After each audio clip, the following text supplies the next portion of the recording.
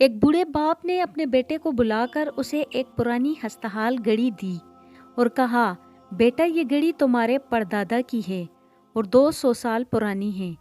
یہ گھڑی میں تمہیں دینا چاہتا ہوں، لیکن اس سے پہلے تمہیں میرا کام کرنا ہوگا۔ اسے لے کر گھڑیوں والی دکان پر جاؤ اور پوچھو وہ یہ گھڑی کتنے میں خریدیں گے۔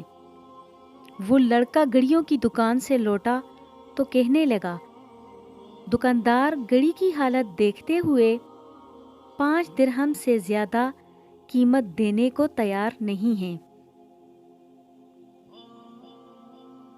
باپ نے کہا، اب اسے وہاں لے جا کر بیچو جہاں قدیم نوادات فروخت ہوتے ہیں۔ وہ لڑکا جب وہاں سے واپس آیا تو بولا، وہ لوگ اس کے 5000 درہم دینے کو تیار ہیں۔